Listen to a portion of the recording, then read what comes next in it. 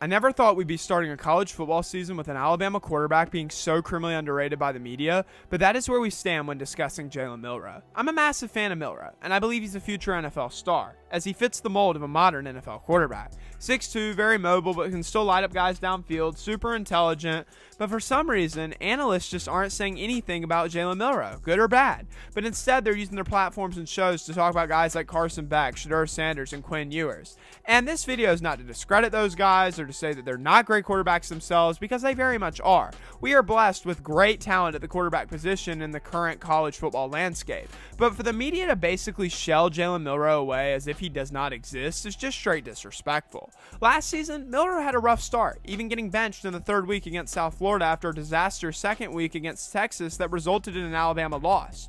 In the media at that time, it was as if that's the end of Jalen Milroe, that he might as well go ahead and hit the portal. He's not Nick Saban material. He's not Alabama material. He's a nobody. He will never be anything ever again. However, that's not what happened. In fact, I'd be willing to argue that Jalen Milroe getting benched was the best thing that could have happened for him and Alabama's season, as just 1 week later, he'd regain his starting spot back against Ole Miss. And after that game, Milroe flipped a switch, ending the season with 2,800 passing yards, 23 touchdowns, and just 6 interceptions, leading Alabama to an SEC championship over a very talented Georgia team and a college football playoff appearance, being just one play away from taking down the eventual national champion Michigan.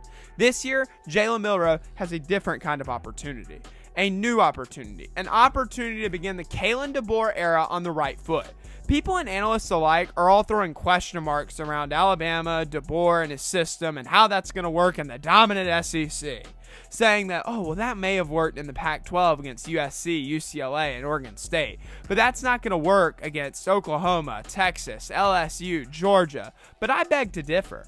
Look, I love Michael Penix as much as anybody, but I actually think that Jalen Milroe is a better quarterback with more attributes and abilities. I think Kalen DeBoer is going to love having Jalen Milroe. He's a great kid. Alabama is going to be business as usual. It will be a 1-2 loss season at the most. They'll be competing for the new 12-team college football playoff. They will be very competitive in the SEC. Chances are that if Jalen has a good year and gets the media talking like I expect him to, we will see him rise higher and higher on the Heisman boards, and then higher and higher on the draft boards, possibly even a top 10 selection.